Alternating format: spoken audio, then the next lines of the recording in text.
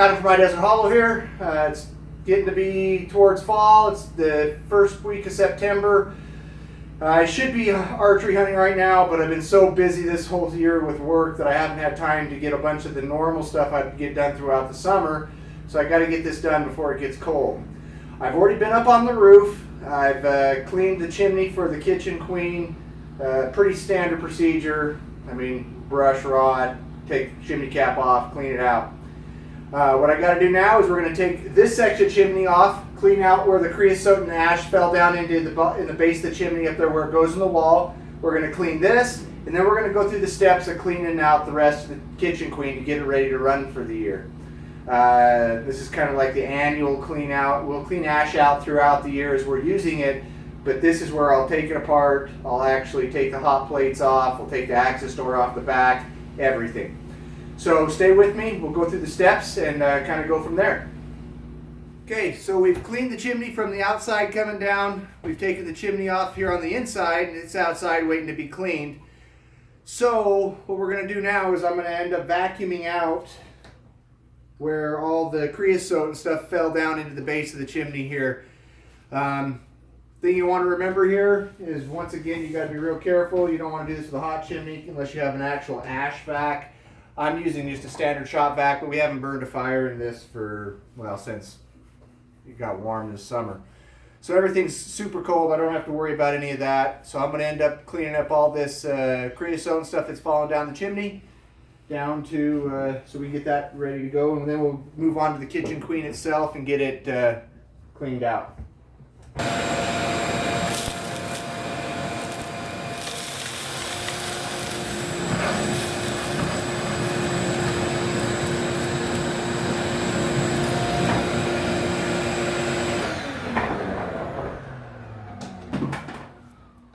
Alright, so now we're out on the edge of the yard. I've got the section of chimney from inside the house. Got the standard brush and rod system I use to clean the rest of the chimney from the outside. Just got one section of rod here.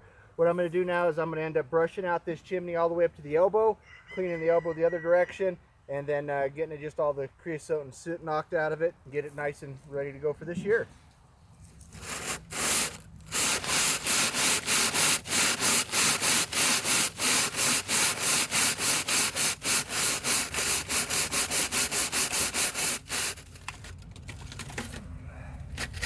One of the things I'm doing too, as you can see, is I'm going back and forth in short strokes, making those wire bristles work and knock that the creosote off the sides of the chimney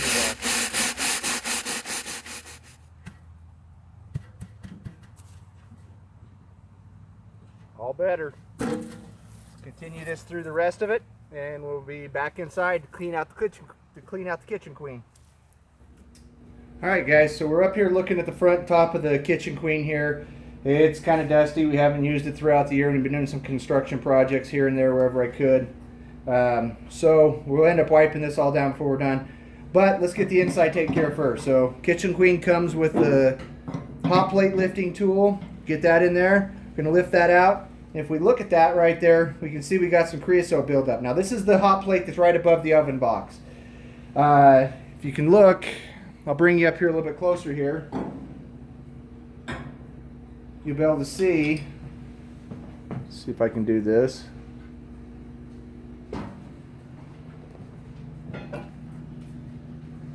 You can see right down in there, that's right on top of the oven box.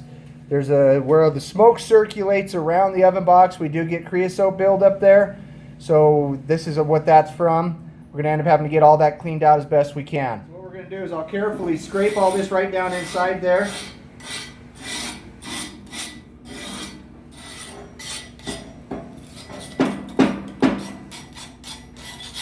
Get that cleaned off.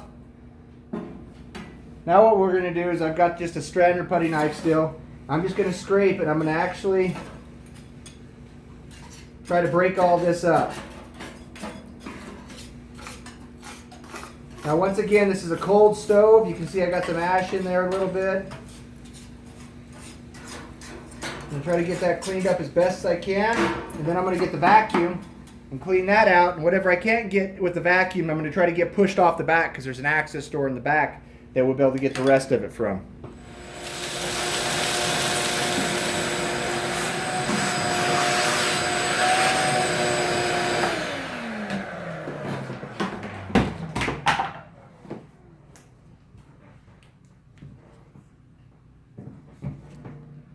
Now you can see in there that's nice and clean.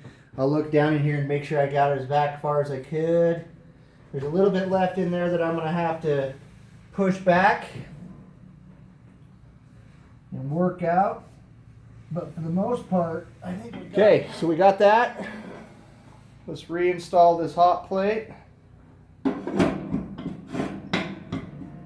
Come around to this other side and we'll check the hot plate above the Firebox itself. That hot plate, it gets burned off a lot more. It does. The fire's right underneath it. We don't get the buildup on it and like the other. I'll still scrape that off just a little bit just to get a little bit of that ash off of there. But for the most part, that one's real clean. That back reinstalled there.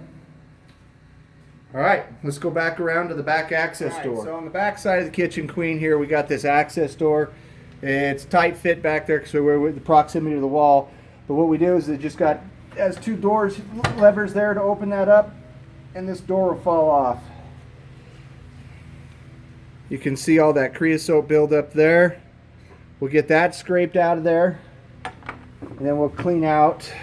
Let me see if I can maybe maybe I'll get the camera in there and see if we can get you a picture of all the buildup at the base there, and we'll go from there.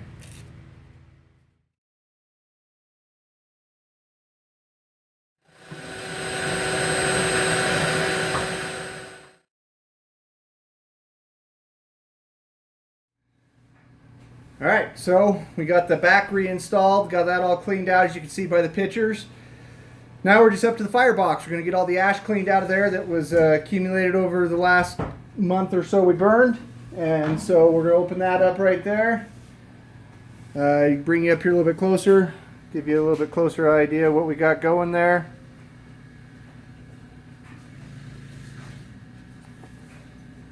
So we got to get all that out of there. So for this part, I'm not going to use the shop vac till the very end, if I even do then. Just a metal bucket and a shovel here. And what I'll do is I'm just going to start scooping this out, trying to be real careful because I don't want to make a big poofy ash mess in the kitchen. Lucy's not a fan of having to dust everything after I'm done.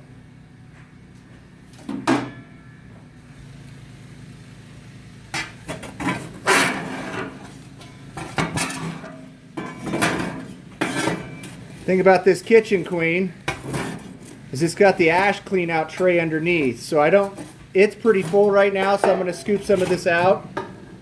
But for the most part, I just got to pull the ash tray out of the bottom of it. So we'll get the majority of this cleaned out here, just so I don't have a whole bunch of extra down below. But then we'll end up kind of moving stuff down and around inside that grate.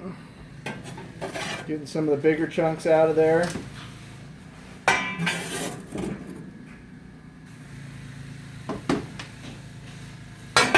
That honestly is about as clean as I'm going to get that, because as soon as we build the fire in it, it's going to get bad again. So we'll get that out of the road. So and underneath here, I've got another access door.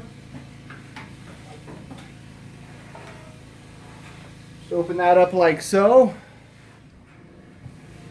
And I've got a tray that pulls out here.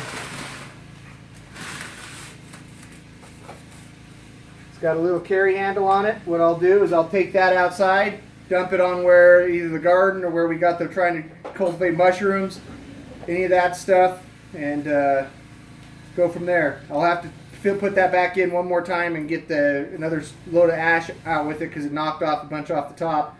But yeah, so I'll finish that and I'll come back for a wrap up and kind of go where we're going from there.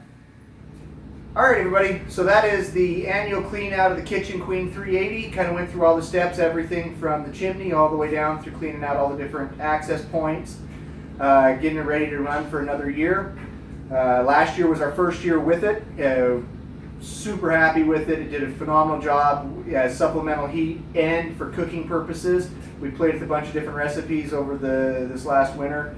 We'll try to bring you some more this year. Got some ideas, just kind of how to run it, how to use it.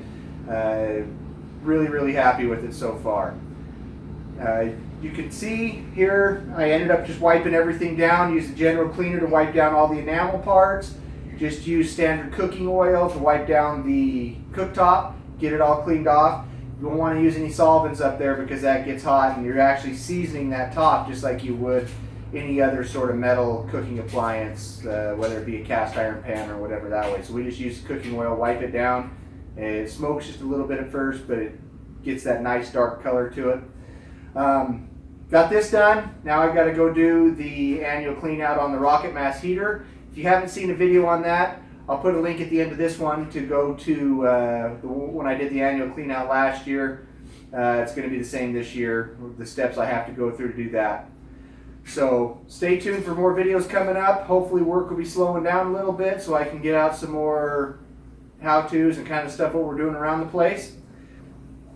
Also, if you want a more convenient way to share the videos with friends and family and stuff like that, there's a couple ways you can do it. You can just look it up on YouTube, High Desert Hollow, or just go to highdeserthollow.com. It's a link that goes directly to the channel.